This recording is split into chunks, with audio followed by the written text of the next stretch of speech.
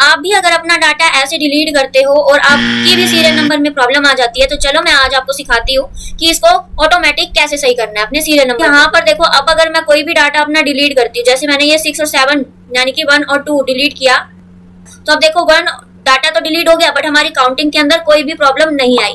तो अगर आप भी ऐसी और अच्छी अच्छी ट्रिक्स देखनी है तो इस वीडियो को एंड तक जरूर देखो। मजा आएगा ना भिड़ो।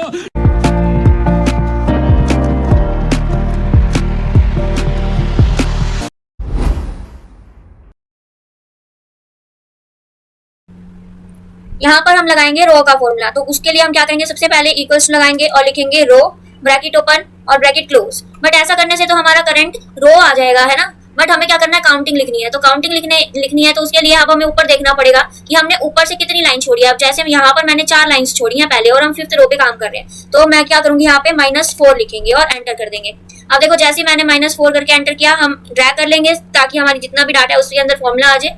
तो यहाँ पर देखो, अब अगर मैं कोई भी डाटा अपना डिलीट करती हूँ, जैसे मैंने ये 6 और 7 यानी कि 1 और 2 डिलीट किया, राइट क्लिक करके माउस से यहाँ पे हमने 6 और 7 को डिलीट कर दिया। तो अब देखो 1 डाटा तो डिलीट हो गया, बट हमारी काउंटिंग के अंदर कोई भी प्रॉब्लम नहीं आई।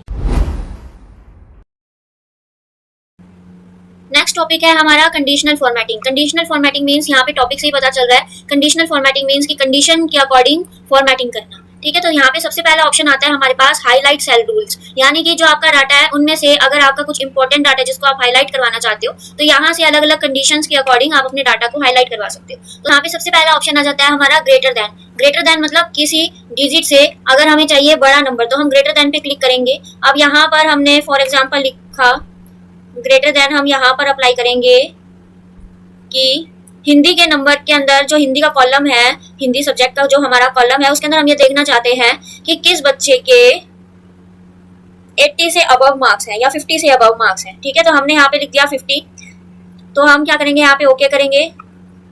जैसे ही हमने ओके किया, हमें यहाँ पे पता चल गया कि शिवांगी को छोड़कर, शिवांगी के 30 नंबर है, तो शिवांगी के छोड़कर ऑलमोस्ट सभी के ही 50 से अबव है। अगर हम चाहते हैं यहाँ पर ये देखना कि किसके मार्क्स 60 से अबव किसके मार्क्स हैं, तो यहाँ पे हम लिखा 60 और डन किया यहाँ से।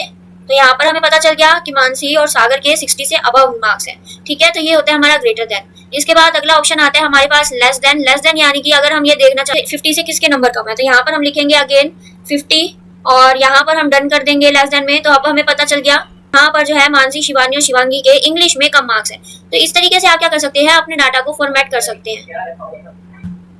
नेक्स्ट आ जाता है हमारे पास ऑप्शन बिटवीन। बिटवीन का मतलब होता है किसी भी 2 नंबर के बीच की वैल्यू। अब जैसे हमने यहाँ पे क्लिक किया, अब आप देख सकते हैं यहाँ पे 2 आ गए हैं वैल्यूज लिखने के लिए ऑप्शन इनपुट वैल्यू के। तो यहाँ पे अब हम मान लीजिए हमने पहले तो सिलेक्ट किया मैथ्स के नंबर और इसमें हम लगाएंगे इक्वल्स टू, आ गए यहाँ पे बिटवीन के लिए। अब हम मान लीजिए हमें देखना है कि 30 से लेकर 50 तक के जो बच्चे हैं, नंबर्स हैं जिनके 30 से 50 के बीच के नंबर जिन स्टूडेंट्स के हैं वो हम हाईलाइट करना चाहते हैं। तो अब 50 से 30 के बीच में यहाँ पर अमन के मार्क्स आए हैं 35। तो हम इसे पता चल गया कि हिंदी में मैथ्स इसके अच्छे थे, मैथ्स में भी ठीक थे, बट सॉरी हिंदी में इसके 57 थे, इंग्लिश में इसके 54 थे और मैथ्स में इसके 35 है। तो इस तरीके से हम क्या कर सकते हैं, अपने डाटा को देख सकते हैं। ठीक है, नेक्स्ट देखते हैं हमारे पास नेक्स्ट ऑप्शन क्या आ जाता है, text that contain. Text that contain का मीन्स ये है कि अब मान लीजिए हमें किसी एक पर्टिकुलर स्टूडेंट का नाम सर्च करना है कि उसके कितने मार्क्स हैं। ठीक है, तो हम क्या करेंगे, अपने स्टूडेंट नेम के कॉलम को सिलेक्ट करेंगे और कंडीशनलिंग करेंगे इसकी टेक्स्ट दैट कंटेन, यानी कि अब हम टेक्स्ट का मतलब जो हम अल्फाबेट्स लिखते हैं। अब मान लीजिए हमें ढूंढना है यहाँ पे अमन के नंबर।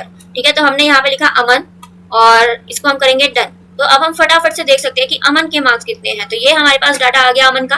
तो इस तरीके से आप क्या करेंगे, टेक्स्ट दैट कंटेन का यूज कर सकते हैं अपने टेक्स्ट से रिलेटेड, यानी कि किसी भी अगर आपको पर्टिकुलर एक पर्सन का डाटा देखना है तो आप क्या करोगे, उस पर्सन का नाम लिखकर अपने डाटा को हाईलाइट कर सकते हो। अगला ऑप्शन आ जाता है हमारे पास अ डेट अकरिंग।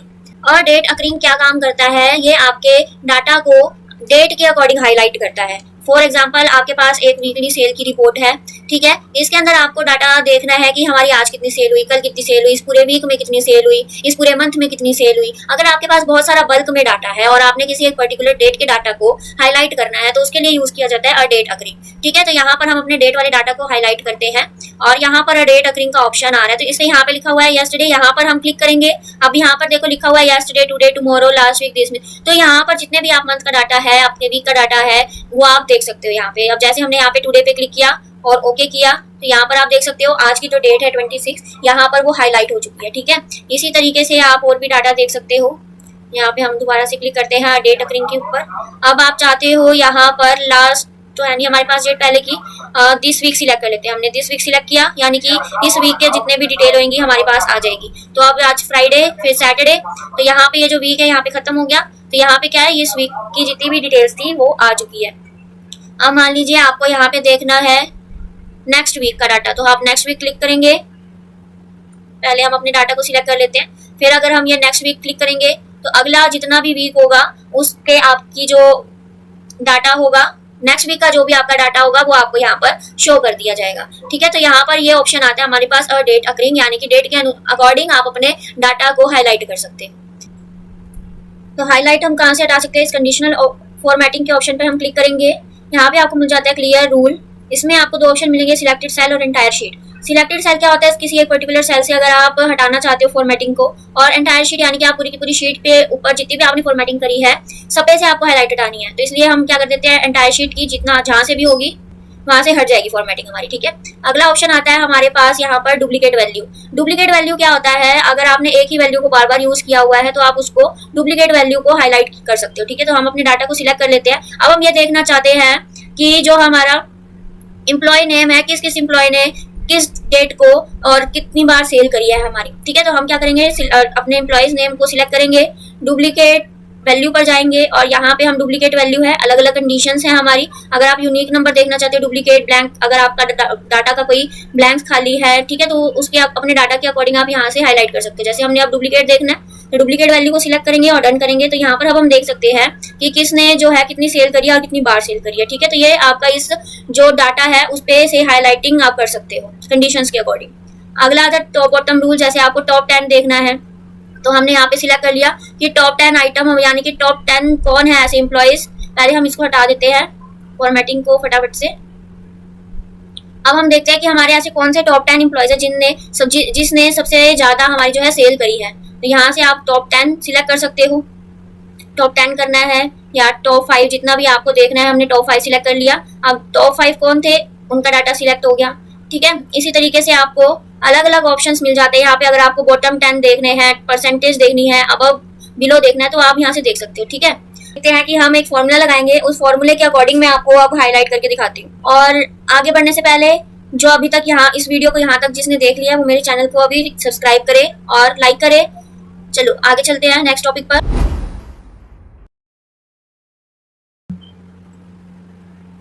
अब देखो, अब यहाँ पर हमारे पास एवरेज और टोटल नंबर दे रखे हैं। हमने निकालना है यहाँ पे कौन सा स्टूडेंट फेल है और कौन सा स्टूडेंट पास है। ठीक है, तो उसके लिए हम यहाँ पर यूज करते हैं इफ का फॉर्मूला। इफ एक लॉजिकल फॉर्मूला है जिसे हम एक लॉजिक के हिसाब से अपने डाटा को निकाल सकते हैं। ठीक है, तो सबसे पहले हम लिखेंगे यहाँ पे इफ एंड पैरेंथेसिस ओपन। अब देखो यहाँ पे इफ के अंदर सबसे पहले यहाँ पे क्या सिलेक्ट करना होता है कि जिस डाटा को आप देखना चाहते हो, यानी कि हम इस सेल को सिलेक्ट करेंगे एवरेज के बेसिस पर। हम अपने डाटा को देखना चाहते हैं कि क्या पास है और कौन सा फेल है, तो हम यहाँ पे सिलेक्ट कर लेते हैं। ठीक है, ये वाला सेल सिलेक्ट कर लेते हैं एवरेज का, और हम यहाँ पे लगाएंगे कि जिसके नंबर ग्रेटर देन है या फिर इक्वल टू है 50 से कोमा डबल कोट। अब यहाँ पर हमने कंडीशन लिखनी है ट्रू और फॉल्स में। ठीक है, तो ट्रू और फॉल्स में यानी कि अगर 50 से बड़ा या 50 है तो यहाँ पे लिखा हुआ आ जाए पास, इसको हम बंद कर देंगे डबल कोट से, कोमा दोबारा से डबल कोट डालेंगे, वरना फेल लिखा हुआ आ जाए। ठीक है, डबल कोट दोबारा क्लोज और ब्रैकेट को हम कर देंगे बंद, एंटर करेंगे और इसको ड्रैग कर देंगे।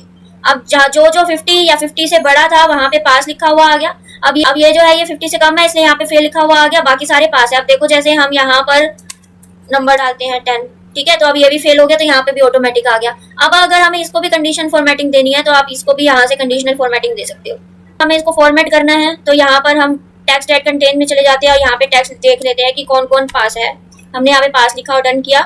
अभी तो ये डाटा हमारे पास कम है, बाई चांस मान लो हमारे पास काफी सारा डाटा हो तो ये हम इजिली देख सकते हैं। आप इस तरीके से इफ का फॉर्मूला लगाकर आप अपना कोई भी देखते हो जहां पर ऑटोमेटिक चीजें चेंज होती रहती हैं, ठीक है, तो वहां पर आप अपने डाटा को हाईलाइट करते हो तो वहां पर इन चीजों का ही यूज किया जाता है, इफ का फॉर्मूला का और कंडीशनल फॉर्मेटिंग का। ठीक है, तो अगला आगे हम चलते हैं। आगे हमारी स्टाइल बॉक्स के अंदर आता है फॉर्मेट एज टेबल।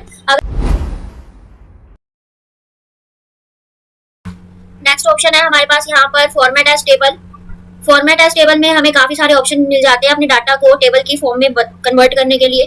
तो सबसे पहले हम अपने डाटा को सिलेक्ट करेंगे, यहाँ से हेडर से करना है, जो आपने हेडिंग्स बनाई है वहां से फॉर्मेट एज टेबल पे जाएंगे और ये क्लिक कर देंगे। माय टेबल एज हेडर है, यानी कि हमारे टेबल को हमने पहले हेडिंग्स दे रखी है। ओके करेंगे तो आपका यहाँ पे जो टेबल है वो बन जाएगा। हमारे पास अगला ऑप्शन आ जाता है सेल स्टाइल। सेल स्टाइल से आप किसी भी एक पर्टिकुलर सेल को स्टाइल कर सकते हो। जैसे मैं चाहती हूँ मुझे इसको स्टाइल करना है, ठीक है, तो यहाँ पर आप अपने सिलेक्टेड सेल को अपने अकॉर्डिंग स्टाइल कर सकते हो। ठीक है, जैसे हमने ये वाला स्टाइल देना है तो आपका टेबल उसी आपका जो सेल है उसी स्टाइल में चेंज हो जाएगा। तो ये आपका एक सिंगल पर्टिकुलर सेल के लिए यूज होता है। अगर आपको टेबल में फॉर्मेटिंग करनी है उसके लिए यूज होगा। और कंडीशनल फॉर्मेटिंग में काफी सारी कंडीशन है, जैसे आपको बार्स लगाने अपने डाटा के अकॉर्डिंग, जैसे यहाँ पे सेल सिलेक्ट किए, बार्स अगर आप लगाना है बार्स लग जाएगा। कलर रेंज में, यानी कि आपको कलर से कलर स्केल आपको बताता है कि आपका डाटा कौन सा कम है, यहाँ से आप उसको सिलेक्ट कर सकते हो। ठीक है, तो इस तरीके से हमारी होती है कंडीशनल फॉर्मेटिंग। अगर ये वीडियो पसंद आई हो तो लाइक शेयर कमेंट आप जरूर करना। आगे आने वाली वीडियोस और भी आपको इंटरेस्टिंग लगेंगी। Thank you so much.